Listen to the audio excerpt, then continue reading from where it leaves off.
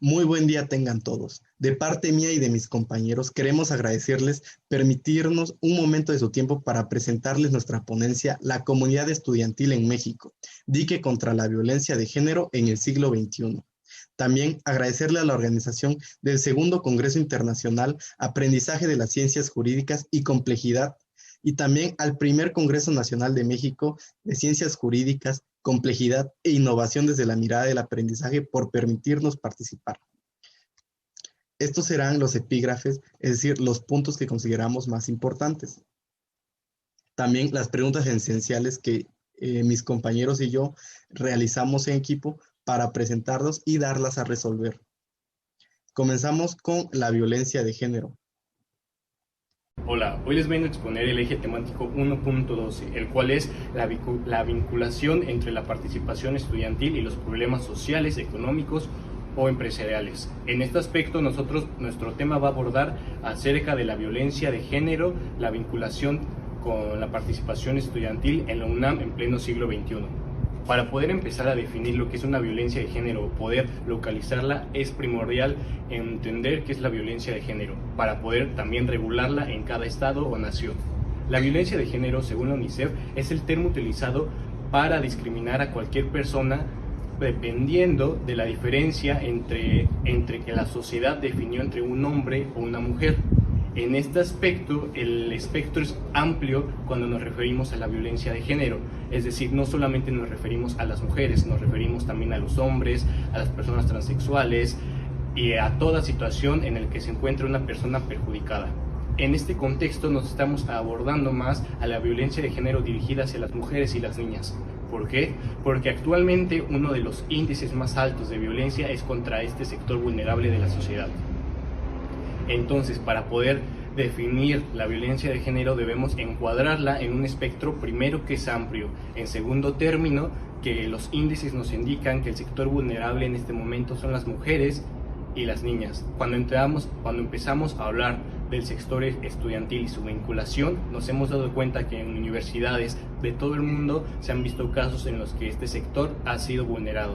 Es decir, han sufrido violencia por causa de esta diferencia. Pero ¿qué es la violencia contra ellas? Muchas veces hay actos que pueden perjudicar tanto moralmente hasta llegar a un grado físico, es decir, que no te dejan estudiar, que no te quieren pagar lo mismo, que no te dan oportunidades, que te discriminan, que te venden, que te regalan, o incluso que también te pueden llegar a quitar algún miembro genital dependiendo del país en donde te encuentres. Es decir, el espectro también aquí de violencia es muy amplio y también es muy alarmante.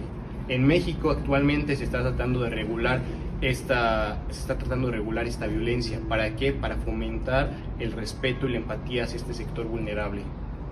Actualmente la ONU dijo que no podemos celebrar todos los derechos humanos si los derechos humanos de las mujeres y de las niñas no están protegidas. Es decir, tenemos que regular este aspecto porque es muy importante. En el sector de la vinculación con la participación estudiantil, nuestra generación, así como muchas otras del siglo XXI, estamos muy enfocados en este tema o estamos más abiertos a esta plática acerca de la violencia de género.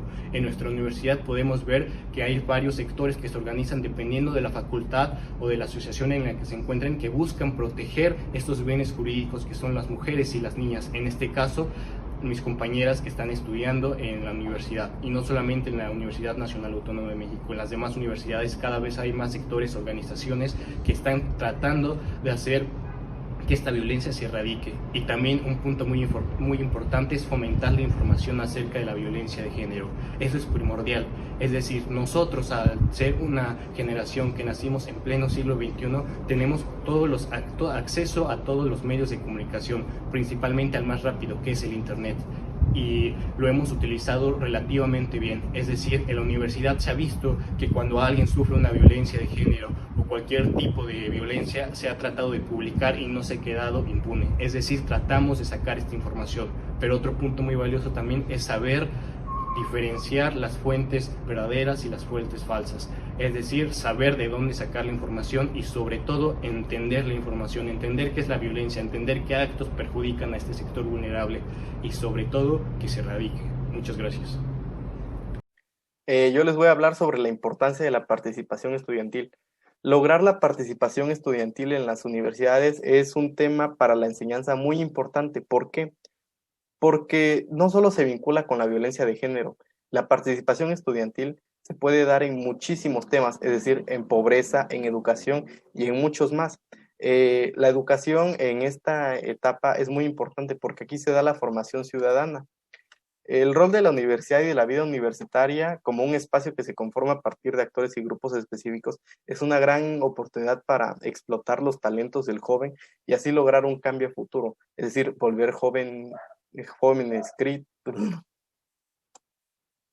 Yo les voy a hablar sobre la importancia de la participación estudiantil y realmente no solo vinculados con temas de género, sino que en general la participación estudiantil es muy importante para la enseñanza, puesto que aquí se da la formación ciudadana, es decir, con la educación y los valores que se formen al joven se va a formar la sociedad del mañana.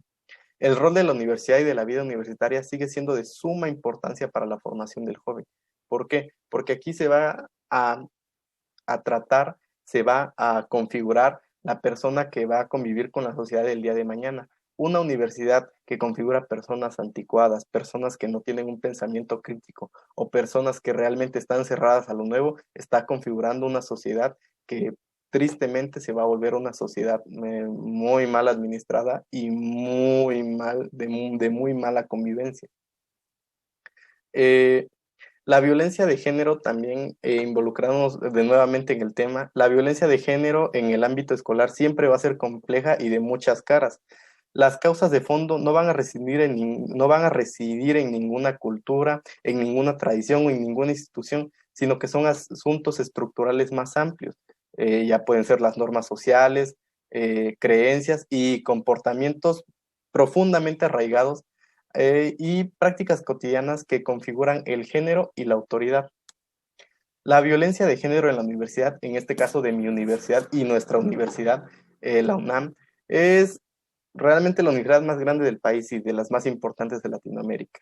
Que existan casos de violencia de género en la universidad es muy triste, aunque como lo dije antes, no está vinculado a ningún tipo de creencia o comportamiento o norma, simplemente existe por problemas más grandes. Para esto, la violencia de género en la universidad, eh, como tal, estamos muy lejos de alcanzar las condiciones de respeto y seguridad. Sin embargo, esto no significa que sea un tema que sea mal visto. Es decir, la universidad de una forma u otra ha afrontado estos problemas creando el protocolo de género de la universidad.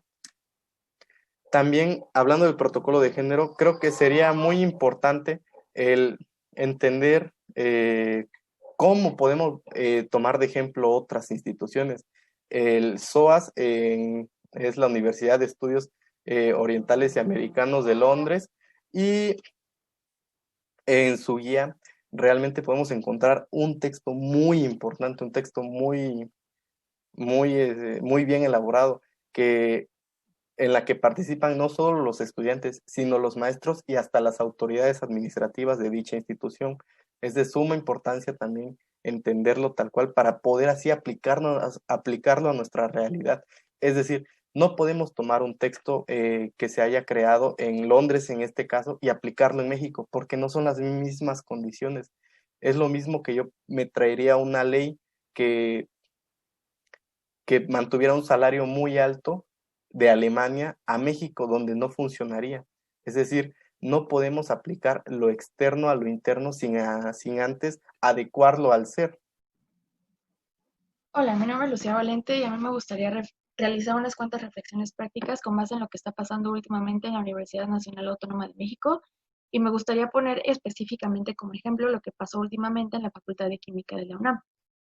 Lo que pasó en esta facultad es que se fueron a paro estando aún en plena pandemia y la pregunta que se me viene a la mente es qué tan grave tuvo que haber sido la situación, ¿no? Para llegar a este punto estando aún estando en plena crisis. Entonces me puse a investigar, no tanto en noticias, ya que los medios de comunicación tienden a ser amarillistas, sino con alumnos de dicha comunidad de la facultad. Y lo que ellos me contaron fue que ya existía una gran molestia en la comunidad por denuncias que se hacían a profesores que parecían intocables para la institución y las denuncias casi nunca procedían. Entonces la comunidad estaba muy molesta gracias a este tema, pero la gota que derramó el vaso fue que una alumna a inicios de año denunció que otro alumno de la comunidad había abusado sexualmente de ella dentro de una de las aulas. La respuesta que dio el consejo universitario en su momento fue que el alumno había sido suspendido, pero esto fue una gran mentira, ya que este alumno seguía ejerciendo como adjunto de un profesor y además seguía impartiendo asesorías. Entonces, la respuesta de la comunidad fue manifestarse en redes sociales y lo que la facultad hizo fue censurarlos, argumentando que no era el medio para realizar ese tipo de acusaciones. Entonces, un colectivo feminista fue el que tomó las riendas del asunto y tomó la facultad y llamó a la comunidad a entrar en paro. Las alumnas de la facultad entregaron un pliego petitorio en el cual, entre sus puntos más importantes, exigían la expulsión provisional de todo aquel personal, profesores y alumnos que fueran acusados, que tuvieran una denuncia formal en su contra, y también exigieron otras cosas respecto a la mejora de la atención psicológica en la facultad y también que el personal de la facultad tenía que ser evaluado psicológicamente mínimo una vez al año para garantizar en lo posible el bienestar de los alumnos y su seguridad. Igualmente se exigió que se impartieran cursos respecto al tema del género, obligatorios tanto como para alumnos como para profesores. ¿Y en qué terminó este paro? Bueno, recientemente, hace unos cuantos días atrás, se llegó a un acuerdo entre los directivos y el colectivo feminista, y los colectivos aceptaron la mayoría de sus puntos del pliego petitorio. Entonces sí, el paro sirvió de algo porque ahora los administrativos están obligados a cumplir todo lo que firmaron en el pliego petitorio. Y este no es el único caso que hemos visto al respecto, ya que, como hemos visto en este último par de años, por ejemplo, también en la Facultad de Ciencias Políticas o en la Facultad de Filosofías y Letras, ha habido paros con las mismas intenciones y en su mayoría también han obtenido una respuesta positiva respecto a su pliego petitorio. Y bueno, considero que nosotros como estudiantes tenemos dos contribuciones esenciales. La primera es aquella capacidad que tenemos de exigir nuestros derechos, ya que como vimos en los ejemplos anteriores, bueno, lamentablemente no siempre, pero cada vez la comunidad alza más la voz y como resultado hemos tenido respuestas positivas al respecto. Entonces no tenemos por qué tener miedo de exigir nuestros derechos, porque entre más alcemos la voz, mejor seremos escuchados. Y por el otro lado de la moneda, también tenemos la responsabilidad de hacer conciencia respecto al tema y de construir nuestros valores, ya que no puedo generalizar, pero en nuestra cultura el machismo y la violencia de género está muy arraigado. Entonces, muchos de nosotros crecimos con esa cultura. Entonces, es nuestra responsabilidad informarnos respecto al tema y de construir nuestros valores, ya que nuestra contribución a la sociedad es altamente influyente y a pesar de que suene muy cliché, es una realidad que nosotros somos el futuro de nuestra sociedad y que así como somos el futuro de nuestra propia generación, vamos a influir directamente en las generaciones que sigan después de nosotros. Entonces, es realmente muy importante que nosotros hagamos conciencia respecto a este tema. Cada vez existen más recursos en contra de la violencia de género y en la UNAM existe el protocolo para la atención de casos de violencia de género. El objetivo principal de este protocolo es dar cumplimiento a las políticas institucionales para la prevención, atención, sanción y erradicación de casos de violencia de género en la UNAM. Se busca dar acompañamiento a las personas que consideran haber sido víctimas de violencia de género en todo el proceso, desde la presentación de la queja hasta la conclusión del procedimiento. ¿Cuándo se puede recurrir al protocolo? Bueno, se puede recurrir al protocolo cuando ocurra dentro de las instalaciones universitarias el suceso o bien cuando haya ocurrido en espacios distintos a las instalaciones universitarias, pero siempre y cuando haya una persona integrante de la comunidad universitaria involucrada en el suceso. También se exige que se cumplan las siguientes condiciones. 1, que se trate de actos que vulneren la normativa, el orden, la disciplina, los principios y valores que deben guiar la conducta de la comunidad universitaria. y también que se derive de una relación, ya sea académica, laboral o análoga. Esto quiere decir, por ejemplo, la relación entre un alumno y un profesor, o la relación entre una persona que pertenezca a un equipo deportivo y su respectivo entrenador. La atención de los casos de violencia de género se rigen por cuatro principios principales. El primero de ellos es la debida diligencia, que implica, primero que nada, prevenir razonablemente estos actos. Segunda, realizar investigaciones exhaustivas al respecto. Y tercera, establecer sanciones proporcionales que se traduzcan en una reparación suficiente del daño. El segundo principio es la confidencialidad, que implica mantener privada la información en todas las etapas del procedimiento y también solamente revelar información a las partes legítimamente involucradas. El tercer principio es la información adecuada, que implica que se explique el procedimiento de queja y los posibles resultados a las personas involucradas y también garantiza a las personas involucradas tener un libre acceso a su expediente. Y el cuarto y último principio es la accesibilidad, que quiere decir que cualquier persona puede presentar una queja sin discriminación de ningún tipo, ya sea por ideológica, por cultural, por sexo, por discriminación de ningún tipo. Y también que cualquiera puede participar en los procedimientos en igualdad de condiciones. Y bueno, este protocolo es un claro ejemplo de lo que nosotros como estudiantes hemos logrado, ya que sin la presión que la comunidad da para la resolución de casos de este género, no existirían protocolos de este tipo. Entonces, este es un claro ejemplo de algo que como comunidad hemos logrado para establecer un mecanismo que ayude a erradicar la violencia de género.